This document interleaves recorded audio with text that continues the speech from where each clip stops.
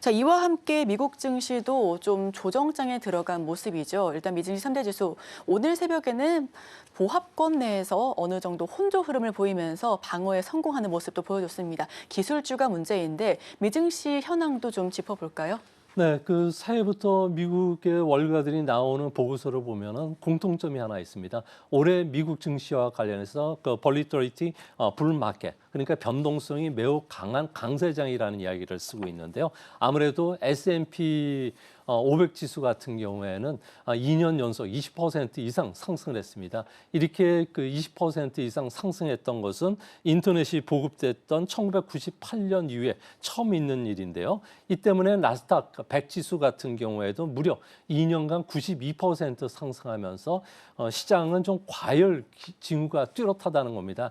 여기에 이제 외부의 악재들 같은 경우, 오늘 같은 경우에는 미국 정부가 120개국이 넘는 국가들에 대해서 AI 반도체와 관련된 수출이라든지 기술, 지적 재산권과 관련된 규제를 강화한다는 안이 발표되면서 악재가 되고 있는데요. 이 때문에 그 매그니피션트 7이라고 하는 하이테크 7개의 기업들 같은 경우에는 주가 급등에 따른 영향, 그리고 미국 정부의 여러 가지 규제 정책에 따른 영향으로 인해서 상당히 좀 변동성이 커질 수밖에 없습니다. 이로 인해서 현재 시가총액에서 M7이 차지하는 비중이 32% 정도 되는데 반도체 사이클 같은 경우에는 2년 단위로 상승 하락을 반복해 왔었는데 현재는 고점에서 거의 이제 그 한 5, 6개월 뒤면은 2년이 증가가 끝나는 시점이라는 거죠. 그래서 하이테크로 구성된 나스닥 100 지수 같은 경우에는 반도체 사이클에 한 6개월 정도 선행하는데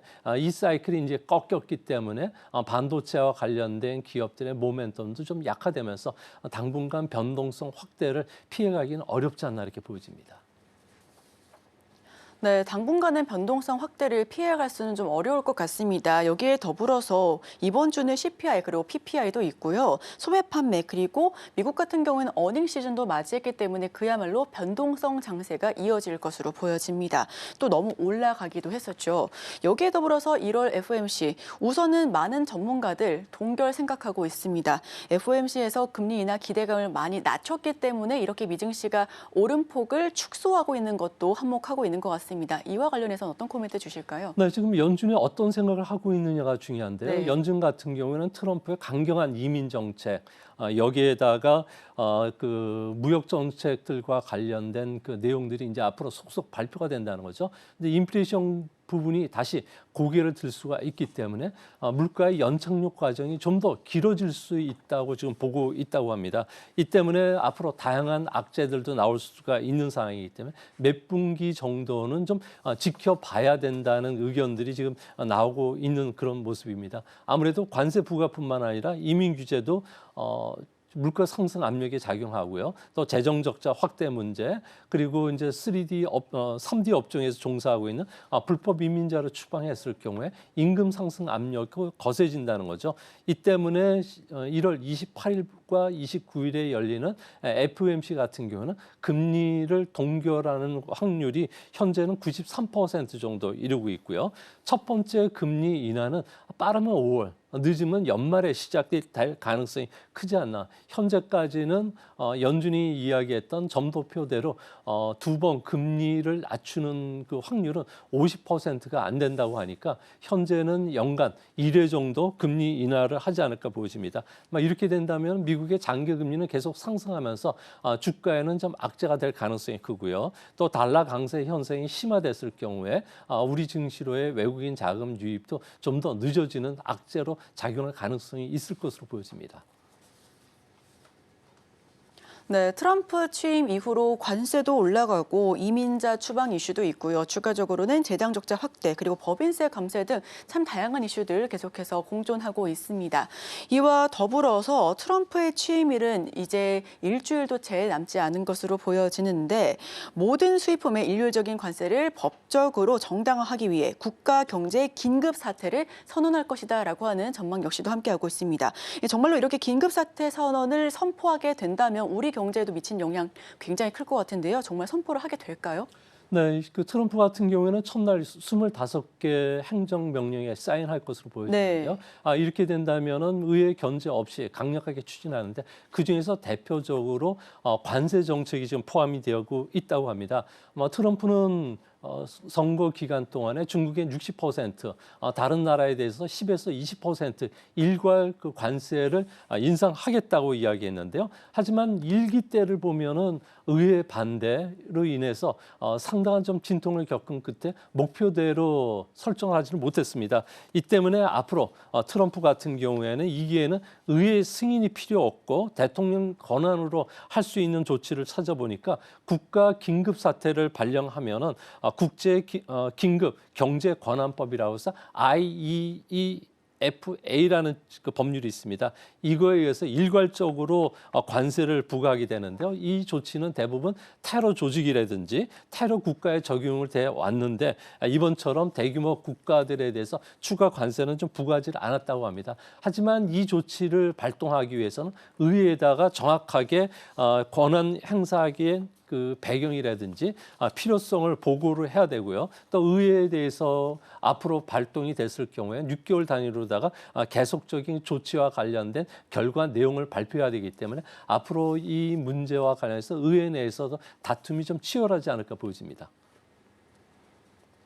네, 참 국내외로 정치적인 불확실성 그리고 정책적인 불확실성이 함께하고 있는 것으로 보입니다. 만약 이와 관련해 국가 경제 비상 권한 IEPA라고 부르죠. 트럼프에 대해서 이 부분을 좀 반대하는 입장도 일각의 시선도 있을 것 같습니다. 트럼프 당선인이 이 부분에 대해서 반대하는 입장을 표명하는 자들에게 어떤 대안을 준비하고 있을까요? 네, 그 IPA가 발동이 되기 어렵다면은 트럼프 같은 경우는 1930년대 관세법이죠. 제 338조를 적용을 할 가능성이 높은데요. 이 조항은 미국과의 무역에서 차별적인 대우를 한 나라에 대해서는 대통령령으로 최대 50% 관세를 부과할 수 있다고 합니다. 이렇게 됐을 경우에 중국에 대해서는 60% 관세를 부과하지 못하지만 50% 관세까지 할 수가 있기 때문에 그 안에서 대통령령으로 관세폭을 좀 유연하게 적용할 가능성이 크다고 합니다. 법의 그 장벽을 좀 뛰어넘는 이런 그 대통령의 권한이 발휘될 수 있게 된다면은 앞으로 다른 나라와 관련해서도 일률적인 관세를 부과하게 되는데요. 이렇게 됐을 경우에 세계 무역 같은 경우에도 무역량 이 상당히 이제 감소할 뿐만 아니라 GDP 성장률 떨어지고 미국의 물가 상승 압력이 높아질 뿐만 아니라 우리나라 같은 경우에는 공급망 훼손에 따라서 과연 미국에 수출하기 위해서는 다른 나라에서 생산한 것보다는 미국 시장에 들어갈 가능성이 크다는 점에서 국내 투자도 상당히 좀 위축될 가능성이 올해는 찾아오지 않을까 생각이 됩니다.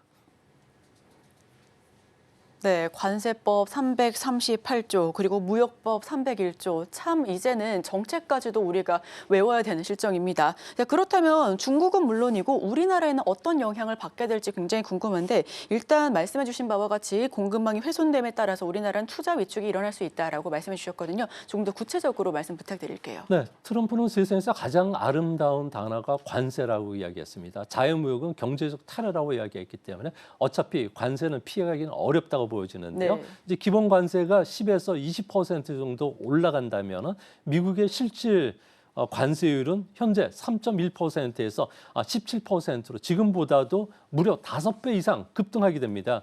이제 IMF 같은 경우에는 세계 무역량은 25% 감소를 하게 되고요. 세계 GDP는 0.3%포인트 정도 떨어진다고 합니다. 당연히 미국 같은 경우에는 일자리가 67만 개 정도가 사라지면서 실업률은 0.4%포인트가 올라갈 수 있는 상황이 되는데요. 이렇게 됐을 경우에 미국 같은 경우에도 현재 소비자들 같은 경우는 연간 최소 5천억 달러의 타격을 받게 됩니다. 대경제연구원에 따르면은 미국이 10에서 20% 정도 우리나라에 대해서도 관세를 부과한다면은 우리나라 GDP는 0.3에서 0.6%포인트 정도 떨어지게 되고요. 성장률은 1%포인트 정도 위축이 될 가능성이 크다고 합니다. 앞으로 트럼프가 현재 이런 관세를 일률적으로 부과할지 아니면 이것을 미국의 투자라든지 통상 통상 교섭의 카드로 활용할지는 명확하게 지금 나와 있지는 않지만 10% 이상의 관세를 부과한다면 우리나라뿐만 아니라 세계 경제에 미치는 영향은 생각보다 클 것으로 보여집니다. 우선은 성장률 저하가 가장 큰 발목을 잡을 것으로 보여지고요. 글로벌적으로도 좀 위축되지 않을까 하는 그런 우려감 함께하고 있습니다. 과연 인류갈세가 도입이 된다면 우리나라 산업 가운데 가장 큰 피해를 입게 될 산업, 그러니까 우리가 좀 주의해야 될 부분이 있다면 어떤 게 있을까요? 네, 우리나라 작년에 그 미국에 수출한 규모는 1,278억 달러 정도가 되는데요. 무려 10% 증가를 했고요. 무역 흑자도 557억 달러로 수출뿐만 아니라 무역 흑자도 사상 최고를 기록을 했습니다. 미국의 트럼프 대통령 같은 경우에는 아무래도 대대적인 그 일자리 확보라든지 무역 수지 균형을 지금 외쳤기 때문에 앞으로 통상 압력은 피하기는 어려울 것으로 보여지는데요. 더군다나 가장 그 1번 타격이 되는 부분들은 우리나라 자동차 산업이 될 것으로 보여집니다. 작년에 우리나라는 대미 수출입 자동차 부분이 8% 늘어난 342억 달러를 기록했고요. 그 다음이 일반 기계로 149억 달러, 반도체는 103억 달러를 기록을 했습니다. 이제 앞으로 트럼프 같은 경우에는 우리나라 자동차 산업에 대한 여러 가지 규제 카드를 꺼내들 가능성이 큰데요. 다만 그 좀 긍정적인 점은 10% 관세를 부과하더라도 최근 원달러 환율이 10% 이상 절하가 되면서 우리나라 수출 경쟁력은 다른 나라보다는 그 덜 피해를 입을 것으로 보여진다는 점은 그나마 좀 다행이 되지 않을까 생각이 됩니다. 지금 바로 구독을 눌러보세요.